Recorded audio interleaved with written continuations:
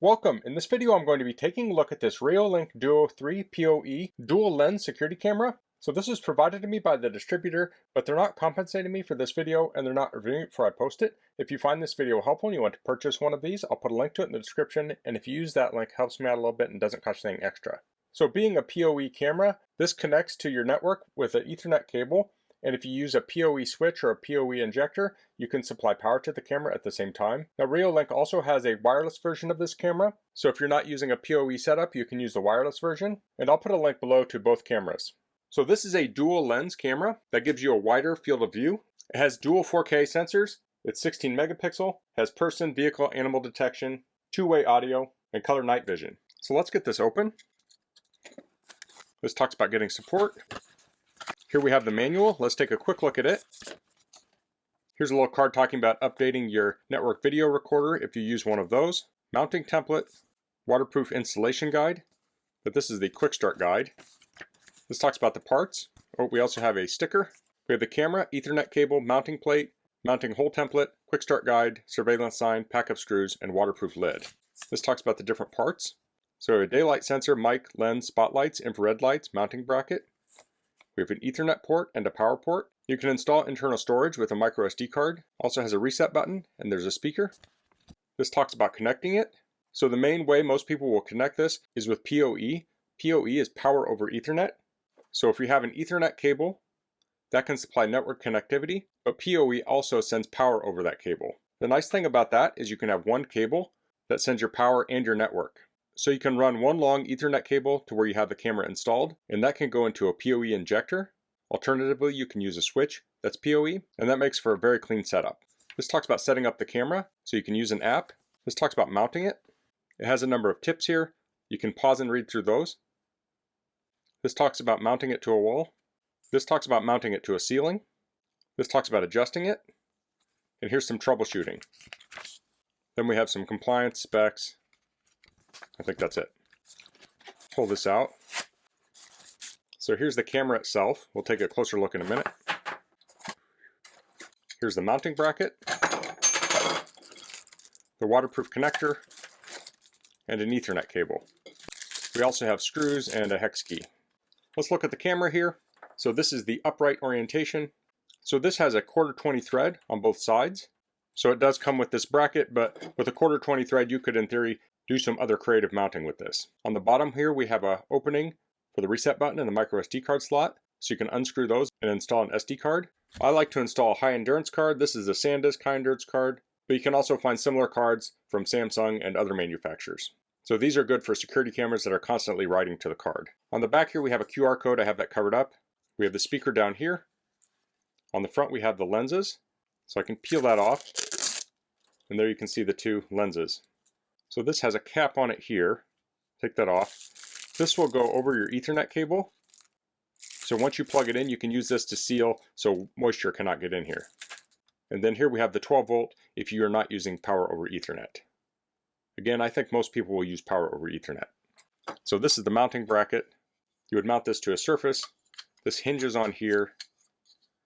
And then you'll have a screw here to hold that in place. It does come with a short Ethernet cable, so if you have an outlet on the wall, you can use this to connect it. In my case, I'm just going to use a long Ethernet cable.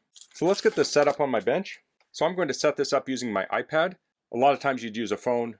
It's just easier for me to demonstrate on my iPad. So you can run this app on Android or iOS. You'll want to go to the App Store and search for Reolink. Now I've already installed this because I already have some Reolink cameras. So I currently have 2 cameras set up here. Now I'm going to be installing the Duo 3 on my driveway, which I already have a camera there, but I have a very wide driveway. So I think this will be a better camera for this application because it has a wider field of view. So I'm going to connect this up to my network. This is connected up to a PoE switch. If you can, I recommend setting these up before you install them. I find it easier to do when it's on a bench or something like this than when it's installed, or oftentimes you'll install security cameras in hard to reach areas, so it's just easier to set them up ahead of time. So I'll unscrew this and I'll plug this in. And I'll go into the app and I'll hit plus. And it says scan the QR code on the device. So I'll do that.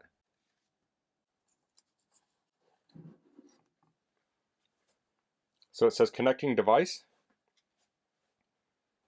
It's initializing. It wants me to set a password. So I'll do that here. It says name your device. I'm going to leave the name as is for now, but I'll likely change that. I'll hit next. It says initialization is complete. I'll hit next. And now we've added the camera. So you can see it at the top here. I can tap on it. So there is a seam here between the two. There's only a few feet between the camera and what is in front of it right now. So it wouldn't be expected that this would line up very well. We'll check that back out once I get it installed. So let's tap on settings up here in the upper right. So if we tap on the arrow next to Reolink Duo PoE, that will give us device info, like serial number, IP address and such. If we tap display, we have different settings. We have stream. It gives us the different stream types. So we have clear and fluent. Clear is going to be the higher resolution. Fluent is going to be lower resolution. So if you're looking at this over a cellular connection, you might want to connect with fluent, which would have lower bandwidth requirements. Then we have anti-flicker, day and night mode, brightness. You can change where the camera name shows up on the image. I think you can also turn that off. Yeah, you can hit hide there. So you can configure how you want it to look. It also has privacy mask, so you can block off certain areas. So if you had your camera pointing at a neighbor's house and it can kind of see in their window, you could block that area off to give them privacy. Then we have advanced, has threshold. So you can change the threshold from when it switches from black and white to color. Then we have image stitching, and we have the distance in meters here, so we could tweak this. I'll have to come back and look at this later, but I'll let you know if I had to change it. So I'll go back. We have sounds, so this can record audio or not. So I currently have that off. Has speaker volume. We can do sound test. Let's tap that.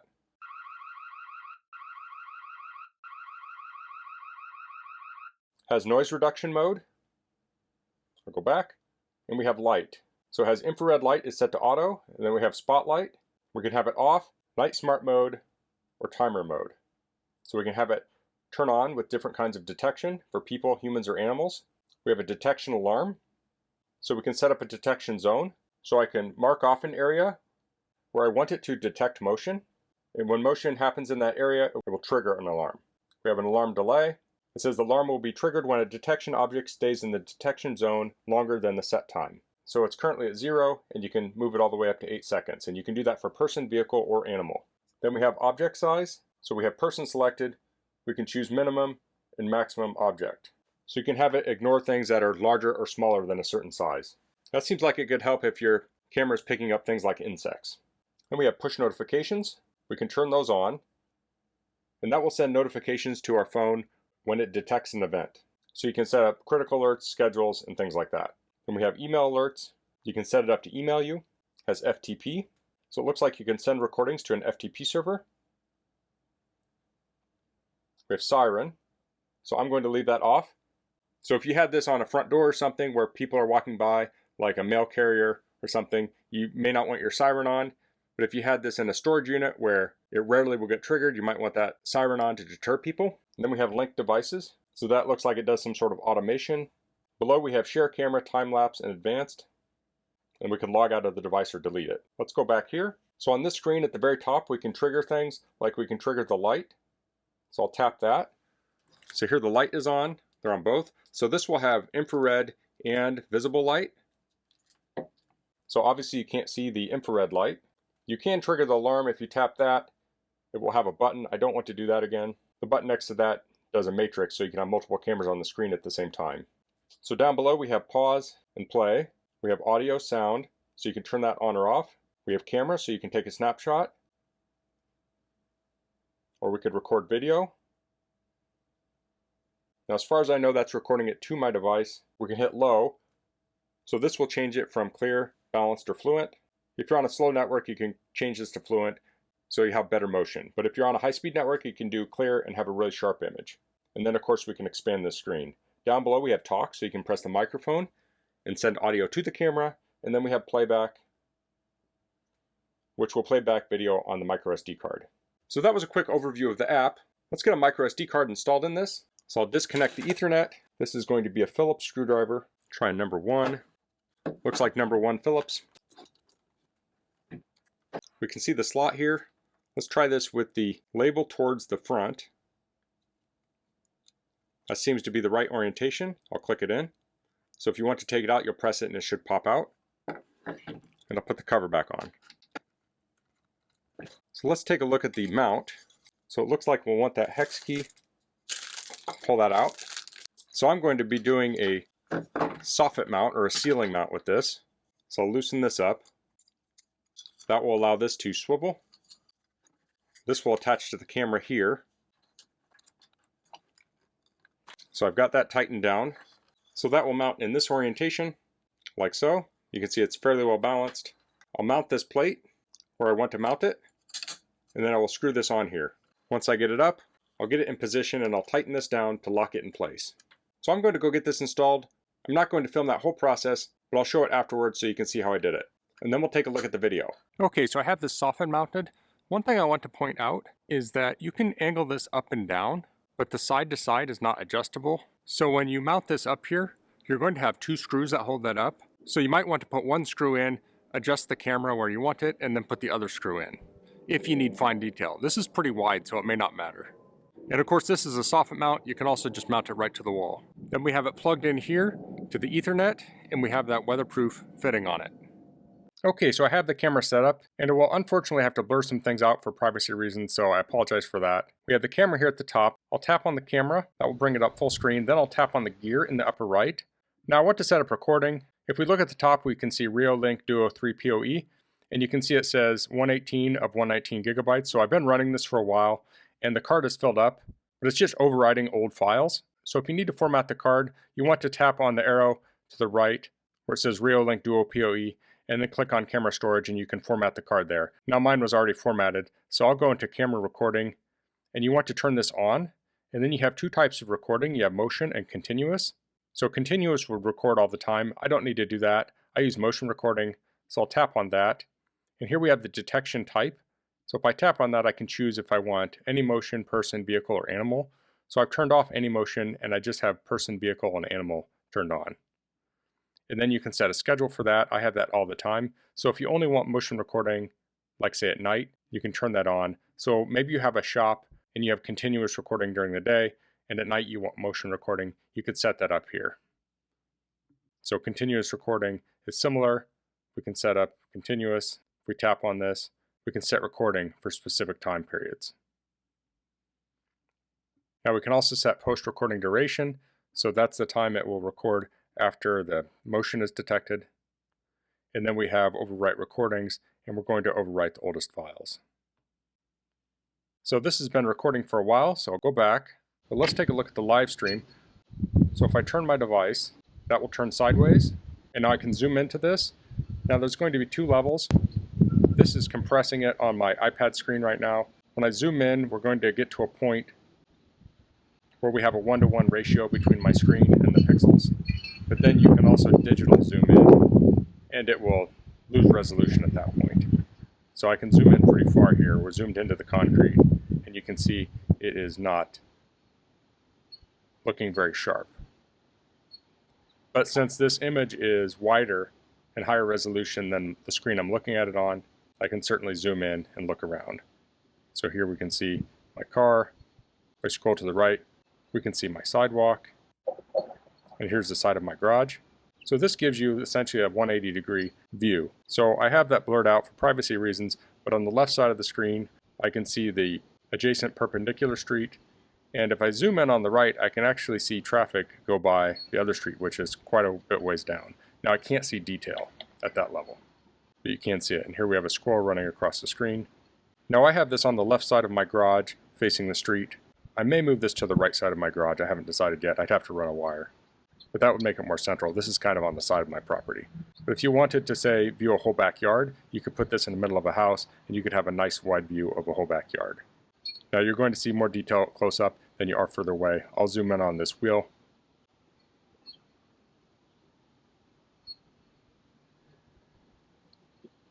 So this is the detail you could see. It loses sharpness as you zoom in. So let's flip back. So let's look at recordings. I'll tap playback on the bottom, or when I'm already on the recording I wanted to show, but I can tap the calendar here and choose the calendar date.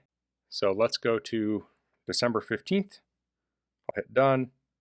And then we have the time show up on the bottom, and I want to go to 7:16 p.m. So I'll scroll to the right, and this is pretty responsive.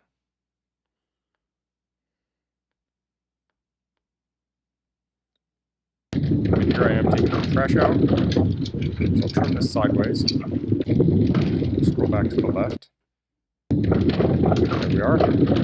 Now if we look in the upper right, it says high here, so you can change this to clear or fluent. So I have this on the higher resolution mode. So here I can zoom in. Now you're not going to be able to say read the text on the top of the trash can, but it's there. Now one thing I want to show is the seam. So you can see there is a seam here. The left and the right look different.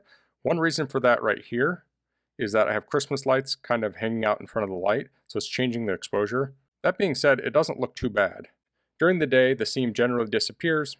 At night, sometimes it's a little bit noticeable, but this isn't really made for production for like a movie. It's a security camera. So I think it looks great for its intended purpose. So here we have one with the Christmas lights off, and you can see there's a little bit of difference. Now we have a white car on the left and nothing on the right. I imagine if this was more uniform, the distinction between the left and right would blend together better. So if I wanted to download this, in the upper right I can hit download, and it will download the video.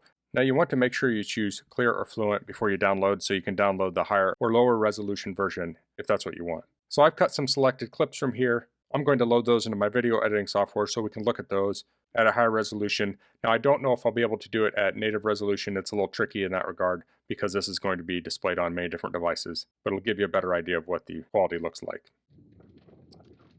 Okay, so here I have the clip where I'm taking the trash to the curb again. Now the areas I've blurred out are a diagonal stripe on the left and right towards the top, so it's essentially the houses. Above that, you can kind of see the detail in the trees on the upper left. Although at nighttime, it's not going to look very good at all.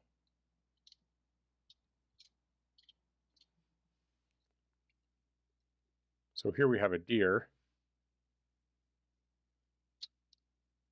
And that flash there was the light turning on. So we went from night vision to color mode, although that was very far away. And here I'm emptying the trash on the right. And now it's in morning time, and it's going to switch here between black and white, nighttime mode to color mode. Now this is some more deer. There's one on the left, and then there's, I think, 3 more that are going to cross over. So this is picked up on animal detection mode.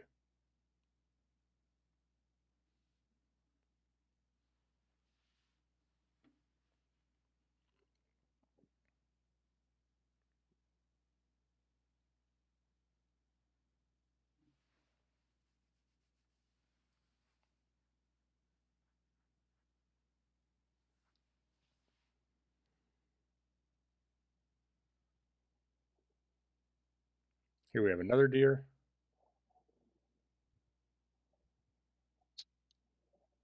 And there you can see the change from black and white to color.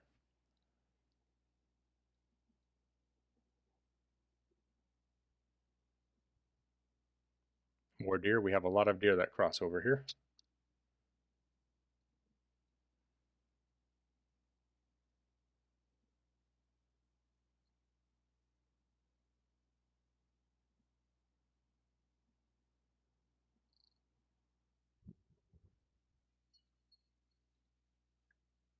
Here we have a cat.